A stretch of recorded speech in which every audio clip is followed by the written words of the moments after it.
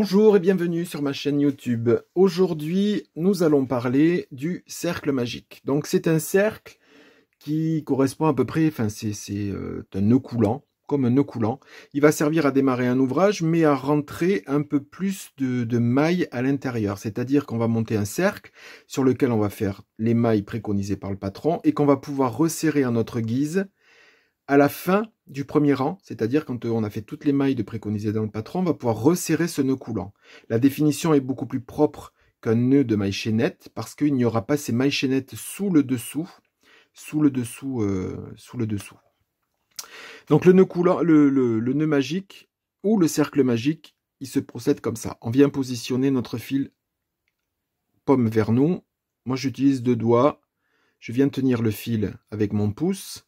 Et en tournant la main, je viens passer le fil croisé sur le premier. Et on vient le tenir avec entre notre pouce et notre index.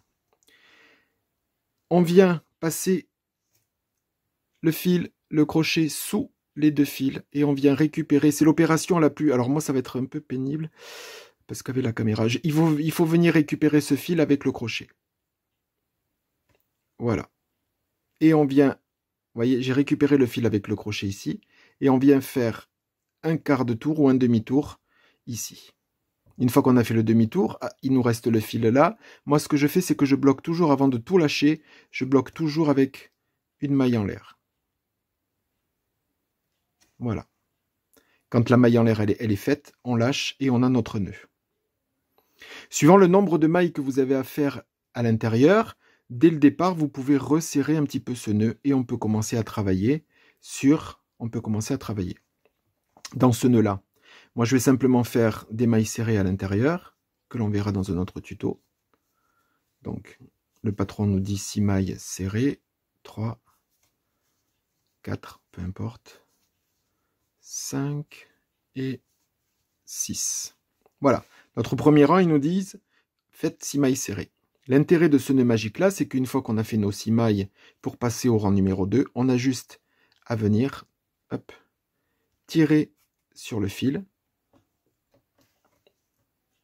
Et on a notre premier rang de terminé. Et vous voyez, comparé au nœud de maille chaînette, qu'il y a juste ce petit fil en dessous. Tandis que quand c'est un cercle de maille chaînette, on a souvent 2 ou 3 mailles chaînettes qui sont en dessous, qui créent un trou un peu plus gros, pas forcément très joli. Donc ce nœud-là est ajustable complètement. Je le remontre. C'est assez difficile de le faire au ralenti, donc c'est pour ça que c'est pas forcément très pratique, mais bon, je vous le montre. Donc on place nos 2 doigts, on vient le croiser sur le dessus, on passe notre crochet dessous et on va venir avec la pointe du crochet venir récupérer ce fil-là. C'est dans ce cercle-là, comme vous allez voir, c'est l'opération la plus ennuyante. Mais une fois qu'on a pris le coup, on vient récupérer cette laine-là et on la passe et on vient la récupérer. Vous voyez, notre crochet est tordu. Pour pouvoir avoir le crochet dans le bon sens, il suffit de faire, on twist le crochet. Et on vient, moi je sécurise toujours. Il y en a qui lâchent à partir de là le cercle. Moi je viens toujours faire une maille en l'air. C'est-à-dire, je suis ici et je viens encore une fois récupérer mon fil que je passe à travers le nœud. Et ça m'a fait une maille en l'air. Et à ce moment-là, je peux lâcher mon ouvrage, je peux le poser, mon nœud est sécurisé. Je peux toujours resserrer ma maille qui est sur le crochet et je peux toujours ajuster mon nœud magique. Et à partir de là, vous suivez les instructions qu'on vous dit, soit dans des tutos vidéo ou soit dans un ouvrage en disant on vient faire 10 brides à l'intérieur. Donc on vient travailler dans ce cercle-là. On vient piquer notre crochet dans le cercle et c'est notre support. Et ce cercle-là est ajustable. Que vous ayez 2 brides ou 20 brides dans le premier rang pour des grands châles, il suffit d'élargir ou de rétrécir. Une fois que le motif est terminé, on a juste à venir tirer sur ce fil-là et notre premier rang est terminé et le cercle est invisible. On a juste ce brin-là de visible.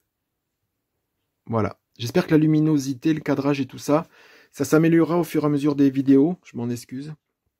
Parce que franchement, sur ces techniques-là, c'est vraiment pas facile. Et de le faire et de visualiser. J'ai pas encore d'écran de retour. Donc ça sera un peu plus pratique plus tard, avec un écran vidéo de retour. Mais là, il faut que je regarde si c'est bien cadré, si c'est pas flou, tout en faisant la manip. Je m'en excuse, mais vous me pardonnerez, j'espère. Voilà, donc ça c'était pour l'apprentissage du nœud magique, du cercle magique. Donc comme toutes les techniques de nœud coulant, maille chaînette, cercle magique, bride, demi-bride et compagnie, tous les points, il faut vraiment, avant de se lancer dans un ouvrage, il faut vraiment vous faites plein de mailles chaînettes et vous faites votre cercle magique. Vous en faites un, vous défaites, vous en faites un, vous redéfaites, en faites un, vous redéfaites. Pareil pour les brides ou les autres tutos qui suivront. Voilà, j'espère que j'ai été simple. J'essaye d'aller vraiment au plus... Vous le montrer 2 fois les manipulations à chaque tuto. J'espère que j'ai été simple et concis. Et puis, on se retrouve dans d'autres tutos pour la suite. Au revoir.